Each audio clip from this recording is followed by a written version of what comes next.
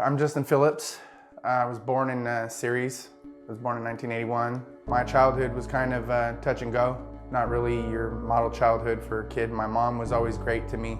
Holidays were always good. Mom always tried her best when it came to support of me and my brother. I had a lot of physical violence in the house when it came to my dad and his discipline action of me. Things got worse when I got older, because as I got older, he started to see that I was able to physically defend myself, so discipline got a little bit more physical. I excelled in studies at school. I did well in school, but it seemed like the better I did, the less attention my father paid to me. Moving on into high school, my junior high year, my father left. That had an impact on me and my brother's sibling dynamic. High school was probably one of the roughest times in my life. My mom was single at that point and raising my brother, who was 14. And as far as my life was concerned, I needed to step in and fill the role that my father did for my little brother. So I went off to the United States Army. I served 2 years there.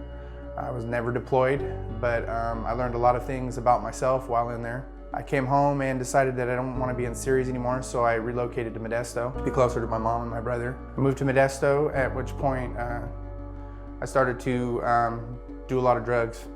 I started to really delve off into the meth usage and the pot usage.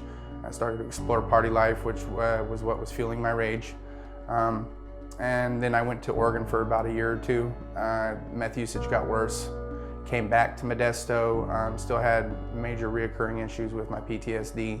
And then at 32, I had my daughter. And then once I had my daughter, I was still unable to quit the meth usage, the pot usage, and the alcohol use. And I ran into a couple of stints with CPS. CPS tried to take my daughter the first time. I went through recovery and treatment, and I did well for a while. I had almost 3 years in recovery time. And then I relapsed, and I had an issue again with the meth usage and the pot and the alcohol, at which point CPS stepped in again. By that time, I was down at Beard Brook. That was probably one of the lowest points of my life. Beard Brook was not a fun place to have your child. It was not a fun place to be even as an adult. It was cold, it was wet, it was muddy.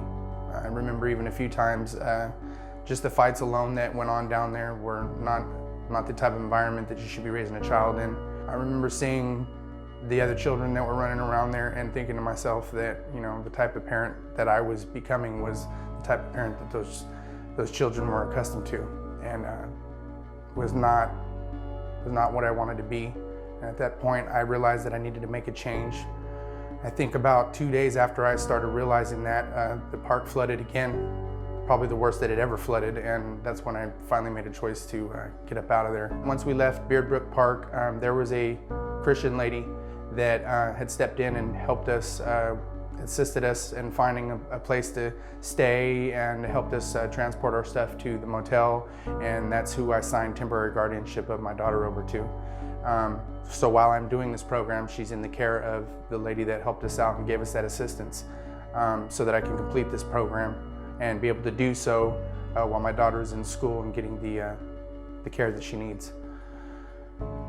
However, that's one of the hardest things I probably ever had to do in my life. I find myself constantly going through changes since being sober that are not always easy and not always comfortable.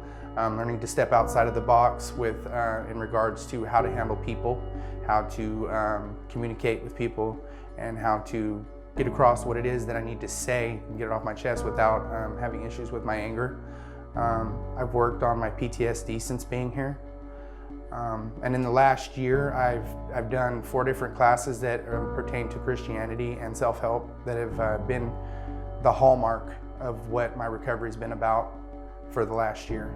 Now, what I do here at the mission is I'm a volunteer intern. During the holidays just this last year, I was part of being able to deal with volunteers as far as their volunteerism with the Thanksgiving and Christmas.